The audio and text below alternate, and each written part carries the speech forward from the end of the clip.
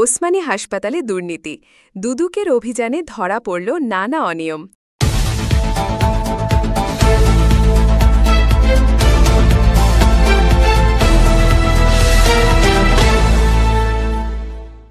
সিলেটের Osmani medical college হাসপাতালে দুর্নীতি দমন কমিশনের দুদকের অভিযানে বেরিয়ে এসেছে নানা অনিয়মের চিত্র। দুদকের সহকারী পরিচালক মো আলমগীর হোসেনের নেতৃত্বে পরিচালিত এই অভিযানে দালালদের দৌরাত্ম্য, রোগীর টিকিট ও পরীক্ষা নিরীক্ষার নামে অতিরিক্ত ফি আদায় এবং জরুরি বিভাগে অব্যবস্থাপনার মতো গুরুতর অভিযোগের সত্যতা পাওয়া গেছে। সোমবার ৯ সেপ্টেম্বর ২০২৫ পরিচালিত এই অভিযানে দুদকের দলটি হাসপাতালের বিভিন্ন বিভাগ পরিদর্শন করে। এ সময় তারা দেখতে পান দালালরা জরুরি বিভাগ থেকে শুরু করে বিভিন্ন ওয়ার্ডে সক্রিয় রয়েছে। তারা রোগীদের ভুল বুঝিয়ে বিভিন্ন বেসরকারি হাসপাতাল ও ডায়াগনস্টিক সেন্টারে নিয়ে যাচ্ছে। এর বিনিময়ে তারা মোটা অঙ্কের কমিশন নিচ্ছে। দুদকের সহকারী পরিচালক মো আলমগীর হোসেন জানান, এক নম্বর অভিযোগ হচ্ছে অপরিচ্ছন্ন রোগীদের অপরিষ্কার ও পরিচ্ছন্নতা ব্যাপক ধারণ করছে। এই বিষয়টা আমরা হচ্ছে সরেজমিনে পরিদর্শন করে আমরা দেখলাম যে রোগীদের যে ওয়ার্ডের যে টয়লেটগুলো খুবই নিম্নমানের। এখানে হচ্ছে রোগীর সাথে যারা যাবে ভালো সুস্থ মানুষ তারাও সুস্থ হয়ে যাওয়ার অবস্থা। তারপরেও আজকে আমরা আসছি এই খবরটা শুনে ওরা দেখলাম পরিষ্কার করতেছে আর কি, তারা কাজ করতেছে। তারপরে হচ্ছে আউটসোর্সিং এর বিষয়টা দেখে হচ্ছে সৌদি সিকিউরিটি আর কি, তারা যে কাজটা এখানে হচ্ছে গরিব ওই যে পরিষ্কার পরিচ্ছন্ন যারা করে, তারা ওই যে বিভিন্ন ধরনের খেটে খাওয়া কাজ করে, এগুলো করে এদেরকে হচ্ছে গত ৩ মাস যাবত কোনো টাকা দেওয়া হচ্ছে না, টাকা আটকায় রাখে। ওরা যেটা করে বললো যে টাকা আটকায় রাখে, এভাবে ৩ মাস ৪ মাস ৬ মাস টাকা আটকায় রাখে।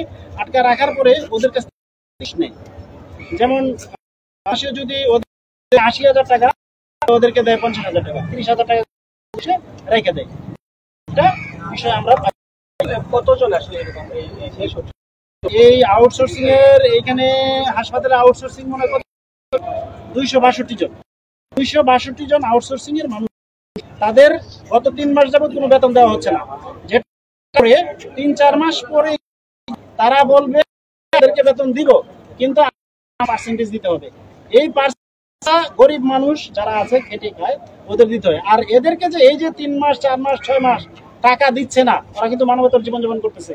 এবং এরা প্রয়োজনে কি করে বিভিন্ন রোগীদের আত্মীয় স্বজনের কাছে হাত পাতে, টাকা দেন, ঘুরতে দিব না, পরিষ্কার করবো না, এই কাজগুলো করে। ওদেরকে বেতন দেয় না, ওরা কি করবে?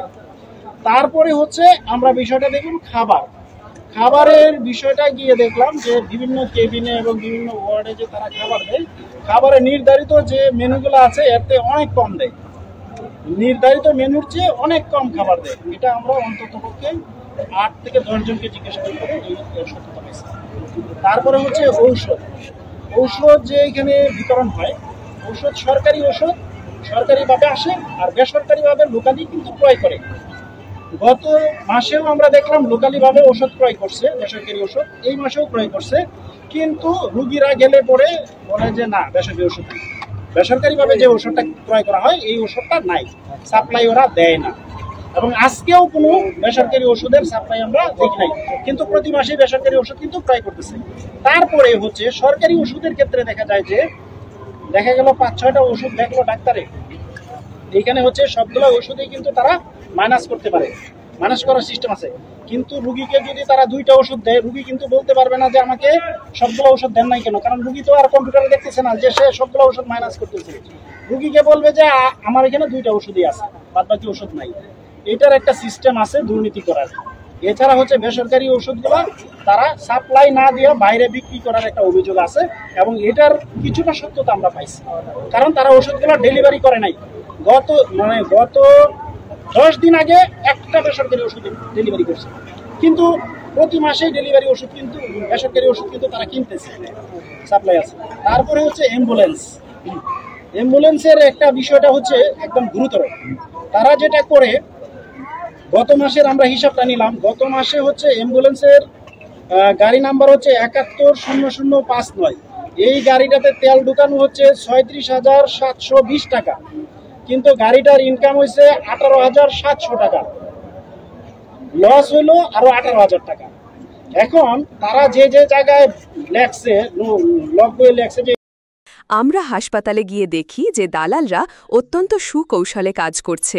তারা অসহায় রোগীদের টার্গেট করে এবং মিথ্যা তথ্য দিয়ে তাদের কাছ থেকে টাকা হাতিয়ে নিচ্ছে।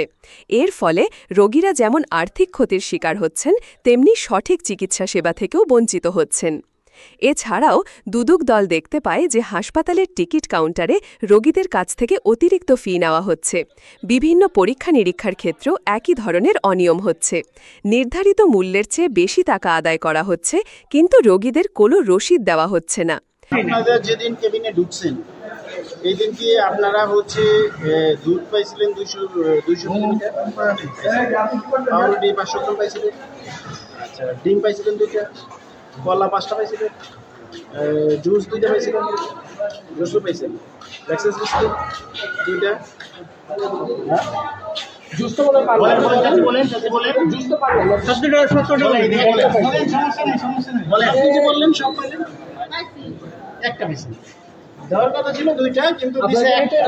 ভয় পাওয়ার কিছু নাই, আপনারা যে সেবা পাবেন এরকম ভয় পাই না, একটা খোলামেলা বলেন। আচ্ছা, আর ডিম কি একটা পাইছেন?